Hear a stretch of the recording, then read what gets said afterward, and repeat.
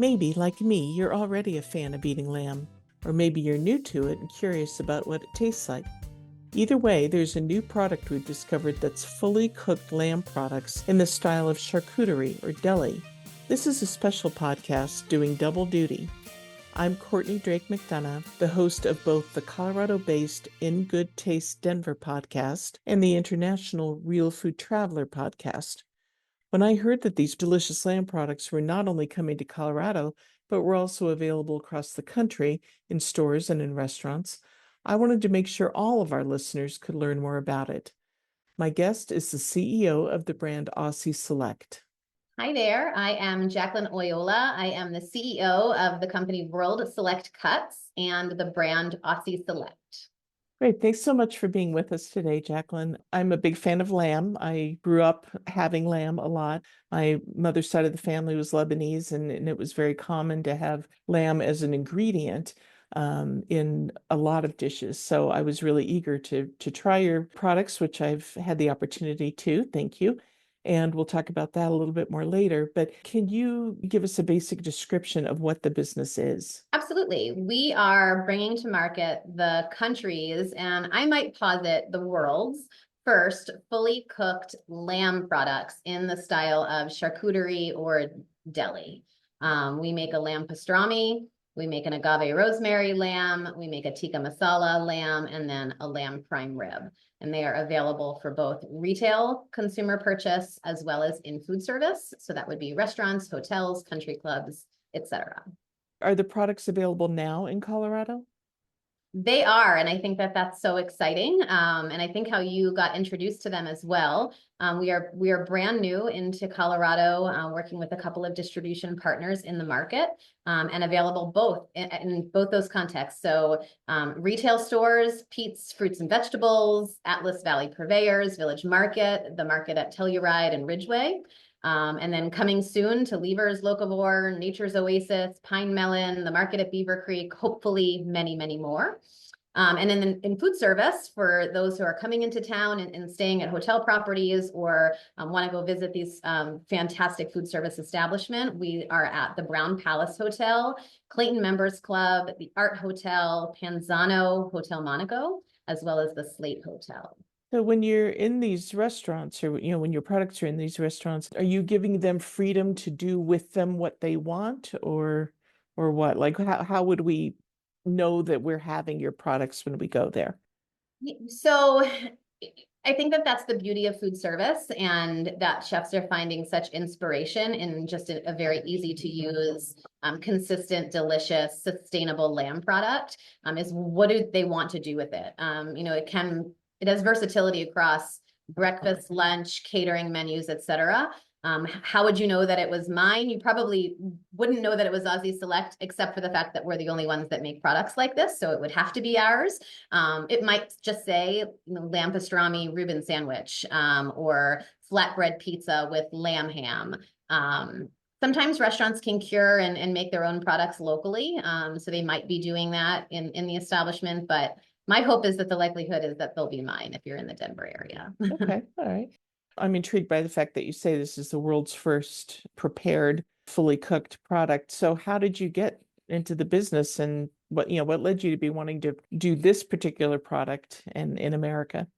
Yeah, it's a funny, long journey of a story. And I should say, there are definitely lamb small goods that local purveyors make in their local small artisan shops, et cetera. We are the first ones that are doing it on a mass scale. You might come across a restaurant that will make a lamb pastrami, just like they would a salmon pastrami or something like that, pastrami being a format. But we're the first ones that have done it nationwide and packaged it up and distributed it for mass consumption. How did I get into it? Well, I have been working with the Australian red meat industry for about 15 years in my also career. When I'm not wearing this CEO of a lamb charcuterie hat, I run a food and beverage marketing agency out of Atlanta, and the red meat industry of Australia has been my client for approximately 15 years. And through that work, I fell in love with the provenance of the products, the people that make them, the sustainability story. And I became very attuned to the market opportunity for bringing lamb to more people by making it approachable and more accessible, quite frankly. We know that Americans love lamb. We don't eat it as much as people do around the world because oftentimes, you know, these generations, we didn't grow up with it. We're a little bit afraid to cook it. We don't want to mess it up. It can be pricey. We might save it for a special occasion like Easter or Christmas when lamb sales tend to go higher than throughout the rest of the year.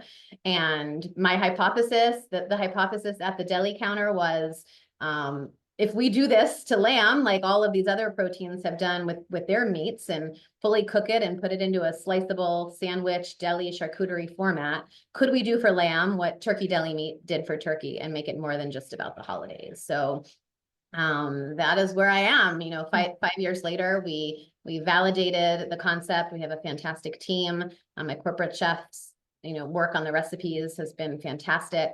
And, you know, after we tested it with both consumers and potential chef buyers, we realized we had something. It's only been made more exciting. I don't know if that's the right word, you know, post-COVID, labor is tough. It's hard to find people. You know, especially in food service, ready to go, consistent quality products are important. Restaurants, hotels, et cetera, need items like that in order to help them be successful. And so leaning in to a ready to eat lamb product for them is a really, it's a benefit to helping their business. And then also charcuterie boomed after COVID. Mom and pop charcuterie shops started popping up, Instagram influencers doing charcuterie. We're in this kind of charcuterie renaissance. You've seen charcuterie go from meat boards to butter boards to anything that you can put on a board. And we're in that kind of era. And so our products are really playing into that as well. It's a better for you, non-pork option to put onto a charcuterie board. And so from a retail perspective, it's successful from that side as well. Interesting. Now, I've talked to other countries' producers of lamb, and as you'd expect, they say theirs is the best. So I want to give you a chance to explain why Aussie lamb in particular, what's so great about it. Yeah, and I think, you know, of course, I'm going to say that we procure the best lamb in the world. That's not to say there is not other fantastic lamb in other places. Ranchers, farmers that are doing right by the animals, right by the land, and that are producing an equivalent great product. You know, right there in Colorado, right where you are, that is absolutely happening. For us and for me, well, first of all, my daughter's name is Sydney. My dog's name is Taz. I'm all in on all things Australia, even before I started this company and fell in love with the industry. So there's that. But joking aside, you know, Australia's sustainability story, bar none, is the strongest in the world. Their red meat industry has really invested in environmental practices to benefit the earth. The lamb industry is climate neutral. It's poised for carbon neutrality by 2030. The animal welfare leads the class globally. Practices that are happening on farm, from water management to reinvesting in the soil, et cetera. It's just a very, very impressive industry. So you couple what I've learned about Australian lamb specifically with my love of Australia anyway, with the fact that there is a consistent, large supply. Australia is the #1 importer of lamb to America, and I believe the #1 supplier of lamb in America. Domestic comes second. So there's a lot of lamb over there.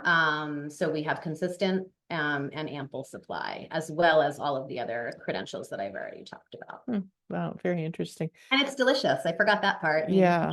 Tender, delicious.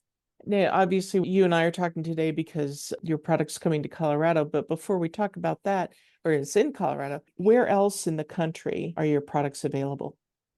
Sure. So we are available nationwide. I love to say that first and foremost. Anybody can find us online. My website is aussieselect.com. You can buy it directly from me. If you Google us, you can also find us at several other direct-to-consumer websites where you can purchase it and have it shipped directly to your home.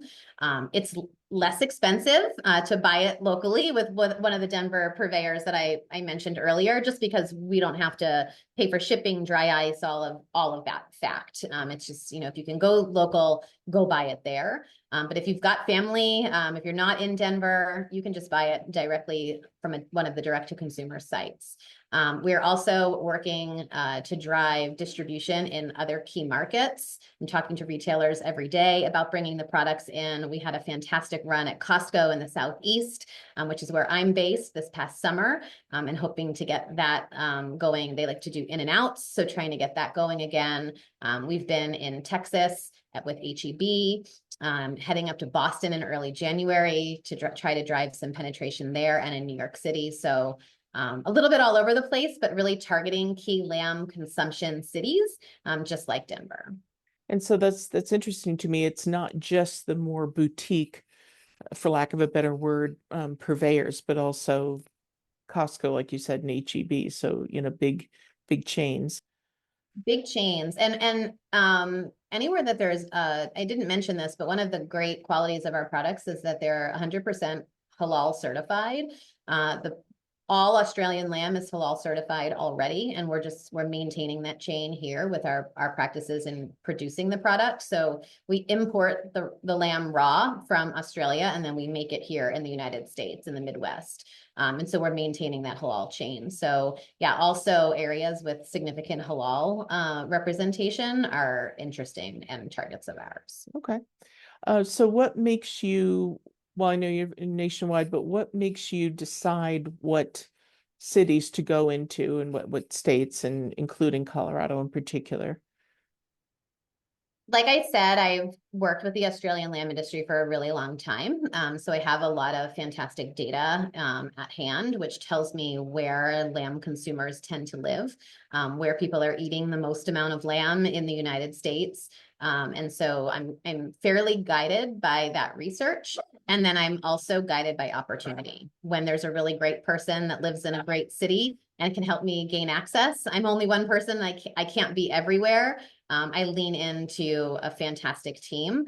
My salesperson in your city in Denver, his name is Eric, and he's been spectacular in gaining traction there. So where I have an Eric, I have a market. Okay. All right. And I've gotten to meet Eric. He is a wonderful representative for you, for sure. Have you found that there's something of a learning curve involved in encouraging people to eat lamb? Learning curve, maybe not a learning curve. I think that there's a resistance by some people. You meet two people. You meet the lamb lover who can't get enough of it and sees your product and says, I love lamb. I'm so excited to see this. I want to eat it all the time. This is making it so much more accessible. All the reasons why we, thought that the product should exist. And then you find, I'll call them the lamb disliker. Oh no, they put up their hands. I don't want to try. I don't, unless they're a vegetarian. I don't eat lamb. I don't like it. I find it gamey. I've not had a good experience. If I can get that person to try the product, I'm gonna go and say 9 times out of 10, it's a home run. Is this what lamb tastes like? I haven't had lamb like this before. So I think our product is a bit of a gateway for those people into the lamb category, to help them realize that lamb is delicious and can be delicious. And maybe you just haven't had a good experience with lamb, just like you probably have had bad experiences with lots of other foods. That happens. And so if we can bring people back into the category through the gateway of lamb pastrami, I'm all for it. So yes, slight resistance if it's a lamb disliker, but lamb lovers for the most part are all in. There's been some folks in my world that have served our product to people and not told them it was lamb until afterwards. And people are always very surprised. I didn't think I liked lamb. I never would have known. I like to say, if you love lamb and you've tried it, you can tell me if this is true or not. I tell people, if you love lamb, you can taste the lamb. You can get lamb out of the products. But if you don't, the other flavors that are present, the fact that it's Australian and it's very lean and tender and mild, and the fact that it's thinly sliced, you know, all of the qualities of the product, you don't have to get lamb out of it. If you don't want that, all of those kind of preconceived, the things you don't like about lamb are really mild by comparison and almost hidden by the other qualities of the products that come out. So if you want the lamb, you can find it, but you don't, it doesn't have to be that way. Yeah, like I think a perfect example of that was the pastrami. Mm-hmm. Because obviously I knew I was eating lamb. I made the sandwich, but um, it was just like, this is the best pastrami I've ever had. Right, It was that kind of thing. It didn't scream, oh, this tastes really different than anything I've ever had. It was just extra good. right. So, Yeah, I love that. I find the lamb qualities, those tried and true flavor cues that lamb delivers to the palate come through when the product is heated more than when it's served chilled, as with probably a lot of foods. So if you want mhm, that lamb flavor, go throw it in a skillet. Well, you ate it with your eggs, you were telling me earlier, so mhm, you probably got a little bit more lamb out of it when it was heated up. yeah. So I want to ask about two of the products in particular, the pastrami Mhm. and the lamb ham. So with pastrami, and I don't really know, I'm ashamed to say, but I bet some of our listeners won't either. What makes pastrami pastrami? So it's a flavor profile. So you've got your pepper. My chef would be cringing if he heard me answering this question right now. This is why I employ people who are better than me at these types of things. But it's the cure, the brine, and that pepper taste that you get out of it. Our product has some brown sugar with it as well, so you get a little bit of a sweetness kick too. Not all pastrami's have that. Our recipe does. Which again, it's a personal preference if you like that or not. But yeah, it was interesting when we were working with the USDA on all of our label approvals, et cetera. It was a question that came up. Can you call this pastrami? It's not made from beef. It's made from lamb, and yes, you can. There's not a standard of identity, so to speak, from pastrami that it has to be a beef product, which is why you're also seeing salmon pastrami's and things. Pastrami as a flavor profile is certainly trending, and it is not hurting us at all. Okay, okay. And lamb ham, what makes it ham? Yep. So our tikka masala and our agave rosemary are both technically our lamb hams. We have relabeled them. So I think the products that are on shelf right now just call them sliced lamb. So agave rosemary sliced lamb and tikka masala sliced lamb. We removed the ham from the label because we found it confusing to our halal customers. Is this ham? Is this ham is a little bit of a different word. Again, no standard of identity that it has to be pork, but it's almost always pork, right? Except for when it's lamb, it's pork. And so it was creating some consumer confusion, and we decided to move away from the word. But in answer to your question, again, it's the cook style, it's how it eats, it's the brine. I believe that ham has to come from the hind side of an animal. I believe in our case, it's the legs. We make our lamb from lamb leg. I think a ham has to come from the hind side of an animal, but again, don't quote me on that. Okay.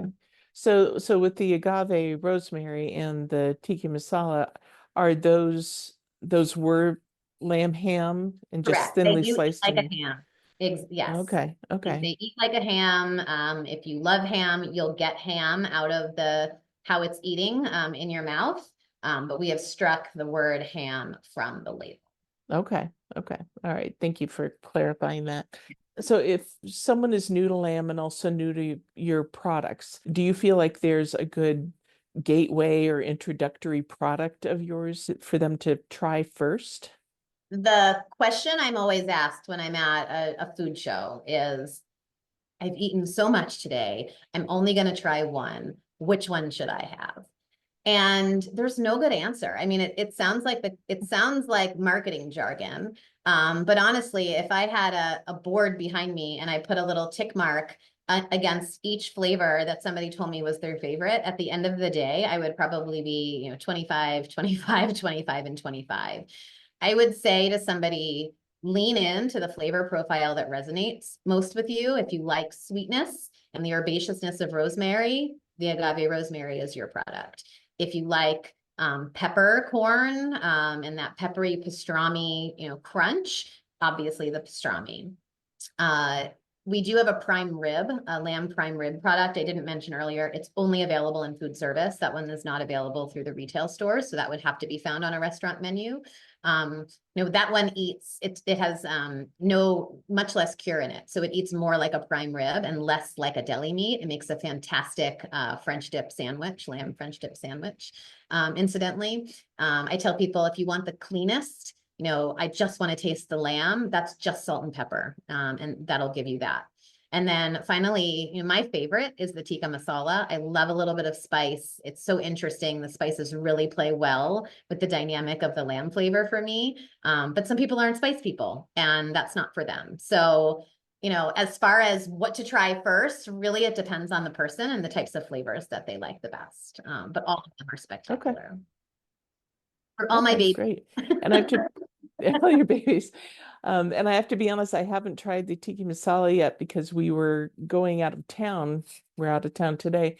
And I did try 3 other products, breakfast, lunch, and dinner, but I just, couldn't fit that one in. So that's in the freezer, and they do freeze, which is great.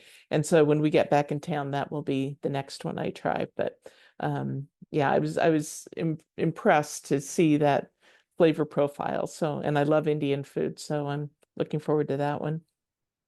Yeah, it's delicious. If you're doing a sampling of all 4, eat it last, because the tikka lingers. And so I tell people to try that one last. But to the point of freezing, they freeze exceptionally well. I had a consumer in Florida contact me one day. She had bought every last package that her Costco location had, when the pastrami was there, and she had just run out. She said to me, I had it all frozen and I was pulling one pack at a time out of my freezer, and now they're gone, and how can I get more? So it worked for her. It will work for you. Okay, good to hear. What are some of your personal favorite? I know you just said the tiki masala, but what are some of your favorite ways to enjoy the products? I love it on a flatbread. I think it's so dynamic and interesting. You can do it sliced, or you can do it just cubed up, almost like a lardone style, on top of a flatbread instead of bacon, instead of pepperoni. It just brings a nice new and interesting flavor profile to pizzas and flatbreads. That's a favorite. It's also delicious mixed into pastas. I loved hearing about your breakfast experiment. You said you had grown up eating eggs with lamb. It is delicious with eggs. I tell people that a lot, actually, especially for a breakfast occasion. There's a hotel in Florida that's doing it in a breakfast burrito. So it all kind of skilleted together and then rolled up in a flour tortilla, and that has worked really well for them. So outside of the box, it's fantastic out of the package on a charcuterie board, but the more that you enjoy it and play with it, the possibilities are really endless. You said something just now about the breakfast burritos, which made me think, do you have chefs share what they're doing with the product across the country just to sort of help inspire each other? 100%. I Oh, have a good. whole presentation of culinary inspirations that I've seen, and there's several recipes and photos on our website, aussieselect.com. And yeah, I'm happy for anybody that wants to reach out to me directly through the website, if they're looking for other ideas beyond what they can find on the website, to share some of my favorites. And you too, send me the photos of what you've made and the things that you do when you're playing with it.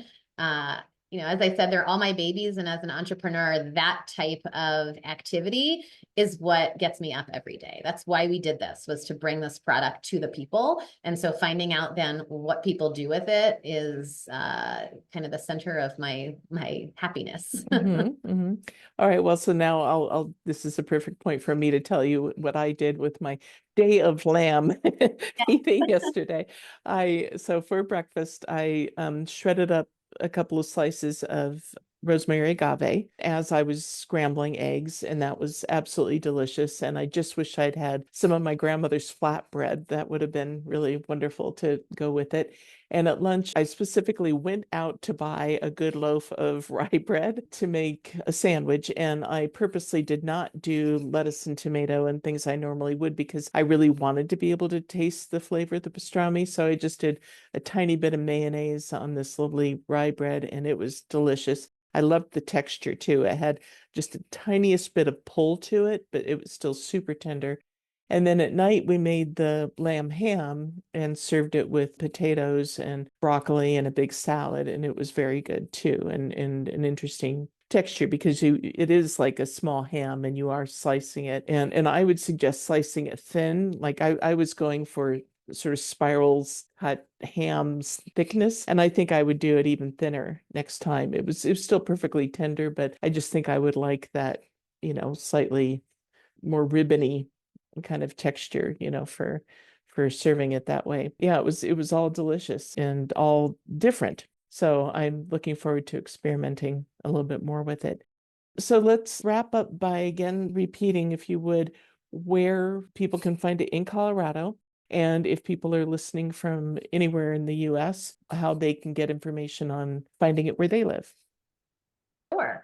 So hopefully new news every day in Denver as Eric does his job well. But currently, according to the latest list I have, in retail, we are at Pete's Fruits and Vegetables in Denver, Atlas Valley Purveyors in Lafayette, Village Market Edwards, Village Market Telluride, the Market at Telluride, and the Market at Ridgeway.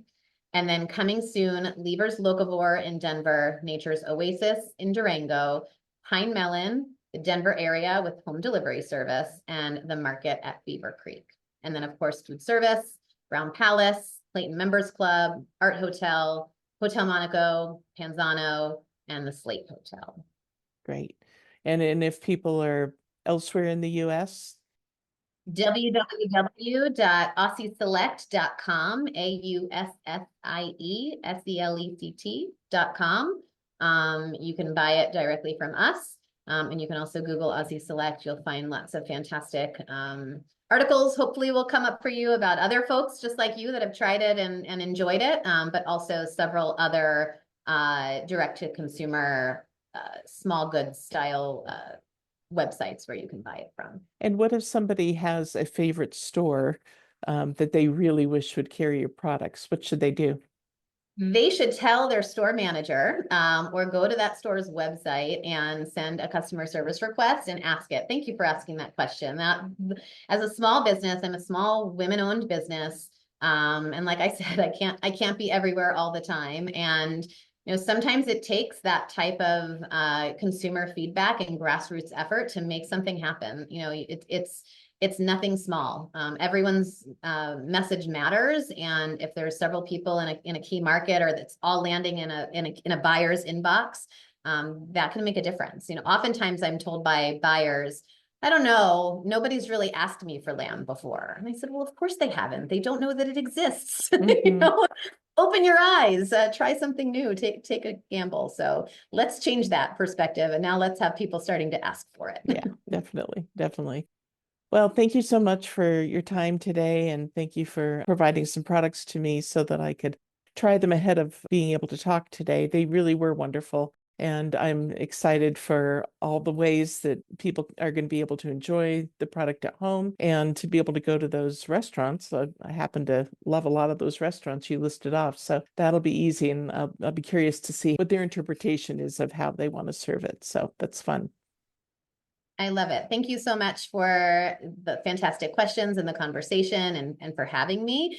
Anybody can follow us on our journey at Aussie Select on Instagram, and share your photos, your finds. If you're a listener and you're going to one of those spots and order it off the menu, take a picture and send it to me. I would love to see it. Great. Thank you so much.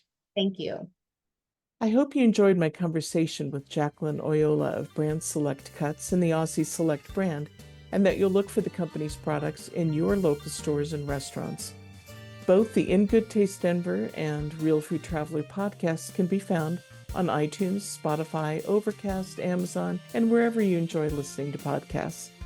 Thanks for listening. We'll see you next time.